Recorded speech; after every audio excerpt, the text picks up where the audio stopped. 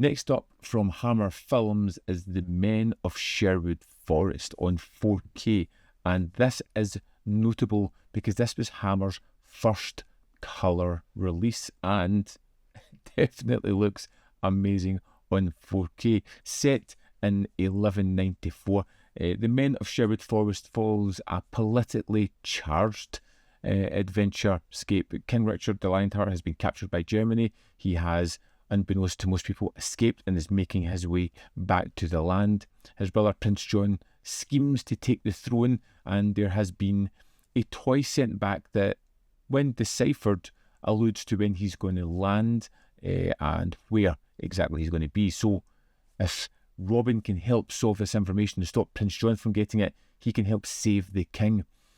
And this is very different from a lot of other Robin Hood films because of that political element that's in there. He plans to return secretly and be back on the throne before John has a chance to see it for himself. Do the Prince's party know this? They may, we hope they don't. A lot of this is espionage, it's hiding, it's set within a castle as he's using subterfuge to get in there, as he's trying to decipher, do these people have what he is after? If he can get it, how can he stop them from stopping the king reclaiming his throne? And that aspect of it is really wonderful. Something that they do really different here, which I absolutely loved, was the take on Friar Tuck. They make him into a habitual conman, gambler. He's always creating these games, bringing out these new things, drawing people in and sucking them dry. I love the kind of interaction that he has with a lot of people because people who know him are very wary of his gambling. People who don't get easily drawn into his confidence schemes as he pretty much steals all their money through what seem like game of chances, but it's really not there at all. What use are these things for? Well, as a matter of fact, quite an amusing little game can be played. And if any of you bold lads would care for a little flutter, I can... It has all of the Robin Hood staples that you would expect. And for a 77-minute runtime, there's a lot packed into it. A lot of great introductions of characters, a lot of great situations. They really condense the story. They give you the political setup of where everything stands and just throws you straight into the adventure. And because you know the character and you've seen it so many times before, it has a familiarity to it. So the fact that they're not laying out the whole story, they get a little text at the start, just eases you into the film and allows you to dive straight into the adventure.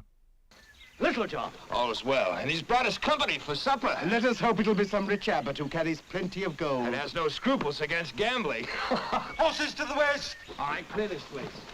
It's not one of those films that screams realism either, and I kind of like that as well. There is a theatricality about the production. There is an emphasis on colour as outfits, as set decoration, because this was their first colour film.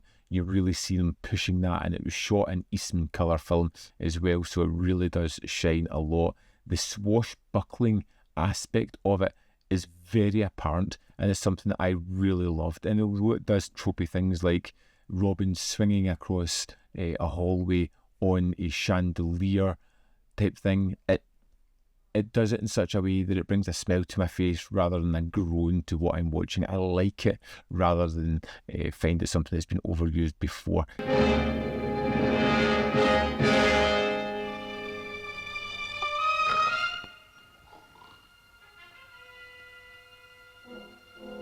It's heroism with heart. I like the fact that there is real weight here as well.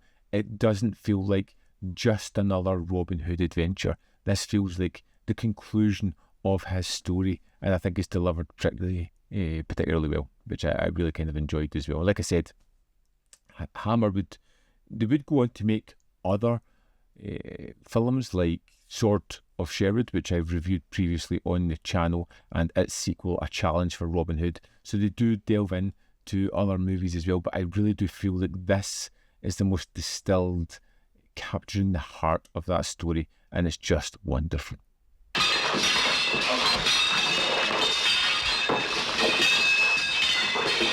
The 4K is wonderful. Hammer really put a lot of effort into these, and you can see it within the package itself or within the actual film. It's wonderful and it shines across here perfectly, and I really love it. And it feels like for collectors, they're preserving film heritage and ladling it with extras.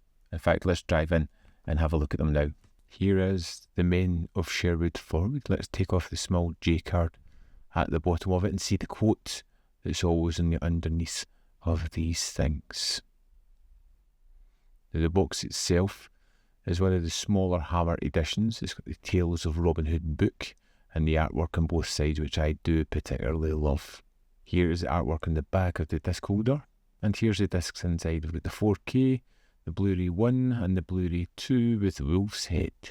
Here is the book. Always a sense of joy when I dig into these things, full of amazing work. I will hold in the contents here a little second so you can have a look at the topics of some of the things that are to come. But as we flick through it, you will see that there are lots of images, there are lots of behind the scene pictures, lots of articles, there are script elements that are there as well, and the thank you page at the back, which is always interesting. Here is side 1 of the poster that's included, and here's the second side of the poster. Here we are on the disc of the Men of Sherwood Forest. There is a 2025 commentary featuring David Huckville. There is the UK trailer, which runs for 2 minutes 1 second, and the same trailer without texts. Then there is the UK censor card, which is 9 seconds. The French title and inserts, which is 2 minutes 39 seconds. The French trailer, which runs for 2 minutes 4 seconds. And the German titles and inserts, which run for 2 minutes 30 seconds. Sherwood's Secret Weapon, which runs for 22 minutes 47 seconds, is a wonderful addition, focusing a lot on the music that was used here and how it's such an impactful thing, how this was almost an homage to Errol Flynn's Robin Hood, but they tried to better it, and by one of the things they could do was the music, which is used to such great effect here. Then we have Swashbuckler, which is 30 minutes 59 seconds. We get bunch of great people in here like Barry Forshaw, Alan Dreyer, Richard Hollis. They're all talking about what is a swashbuckler to them, what is the meaning of that, and how does this film fit into it, and how are some of the great aspects here really brought to life through some of the great performances. We have a welcome guest, which has Neil Sinyard talking all about the music here for 19 minutes 20 seconds, which was terrific.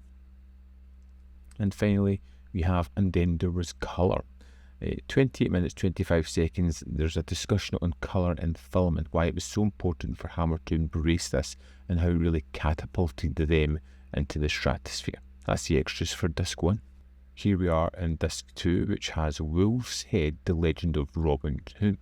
Now this is an early 70s TV pilot that Hammer picked up. It's been remastered in 4K as well, and to be honest, it was really wonderful, given the sort of introduction to Robin of Locksley and how he became Robin Hood, giving you a fair idea of where the series would lead to. And to be honest, it was really strong.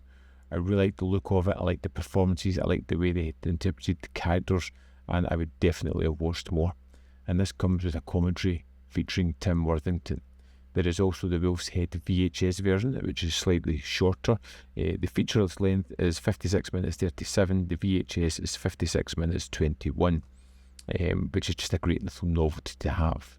There's the image gallery, and then there is the John Huff interview, which runs for 27 minutes 31 seconds, talking about how he got into the career and a little bit about his career. And there is some notable films in his filmography, if you don't know the man, worth checking out. And that's the extras for the Men of Sherwood Forest. There we have it. The Men of Sherwood Forest is out now. It's another one that I would say, yes, pick up. It's a film or a story that you may have seen before, but this is a really enjoyable, really energetic version of that tale that I really liked at all. And as with the extras that are included with this, it just makes it another essential. I'd love to know your thoughts, so let me know in the comment box below whether you loved it, hate it, or felt somewhere in the middle. As always, there's more content up here. I'll see you next time on Man v Film.